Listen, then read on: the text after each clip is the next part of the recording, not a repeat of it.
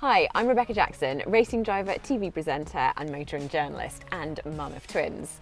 And today I'm going to talk to you about 5 basic checks that you can do on your car at the end of lockdown.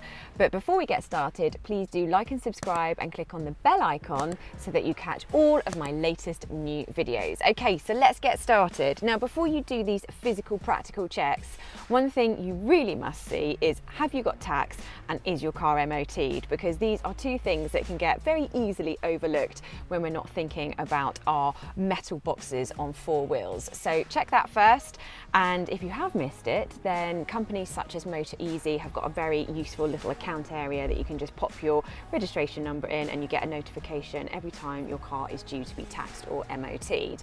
The next thing that you need to check is your service book. And is your car due a service? And if it is, book it in right away. So now moving on to the checks, the practical checks that you can do yourself without being a mechanic. Number 1, battery. Don't worry, you don't need to plug it into some fancy machine that tells you what voltage it's pushing out or anything else for that matter.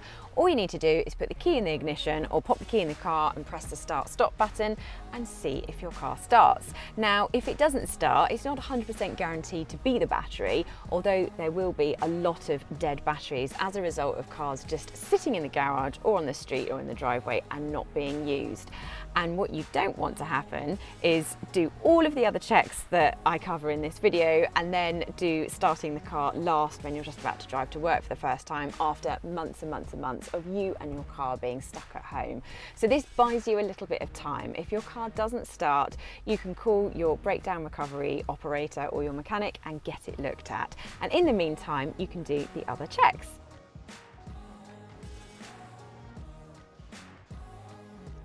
Number 2, we're going to check fuel. So when was the last time you went to a fuel station? Do you have any idea how much fuel is in your car? Ideally, you want to keep it at half a tank or more. So if you've got less than that, you can just pop to the fuel station and fill up.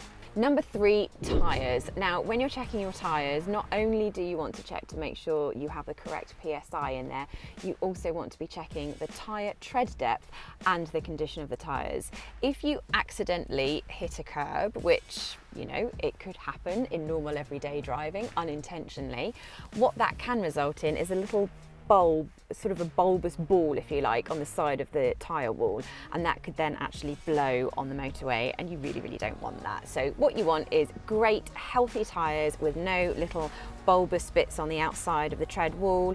You can also check the tyre tread depth. You need to have at least 1.6mm to be legal. Most tyres start with 8mm, and you can do that by using a tyre tread depth gauge, or you can use a trusty 20p piece, which I believe I have one in my pocket. Yes, look, I'm so prepared. I didn't really just plant that deliberately for this video. So the edge of a 20p piece is 1.6mm, so you can do that. So you've got your tread depth, you've got your tyre condition, and you've got your PSI. And if you don't know what PSI it needs to be, then you can check in your handbook, and also the inside of one of the doors will have the information. After checking your tyres, you are then going to do your fluids. So what fluids are important? Oil, coolant and screen wash. Those are the 3 main fluids that you can easily check yourself. And once you pop the bonnet, if you've got a modern car, you'll see that the caps of the fluids that you're allowed to touch, that are easy to check really, have got brightly coloured caps on them. Your fluids need to be between the minimum and the maximum line. Clean all of the oil off the dipstick and then pop it back in, and then get a clean piece of kitchen roll so that you can see where the oil has come to on the dipstick. And as you can see, it is between the minimum and the maximum line, which is exactly where we want it to be. Number 5, and by no means the least important, arguably one of the most important, is lights and visibility. So you want to make sure that your lights are working, headlights are working, indicators, 4-way flashers, side repeaters, go through the whole cycle. You can do it with a mirror or a window in front of you so that you can see it, or you can rope in someone to help you. You also want to check that you've got no cracks or stone chips in your windscreen, and you can simply do that just by looking at it. And you know, some of these things I've covered are in the top 3 failure items for an MOT, and they're simple things that anybody can check without having any mechanical qualifications whatsoever. And that does not mean to say that you should not send your car to a mechanic, because you absolutely should. You need to stay on top of the service history, make sure your car stays up to date with all of its servicing. It helps it to be the most efficient that the engine can be, and it also protects its residual value. So anyway, that was the final one. It's lights and visibility, easy for you to check, and look at the back as well and make sure that you can see safely out of your rear windscreen. So those are the 5 basic checks that you can do on your car at the end of lockdown.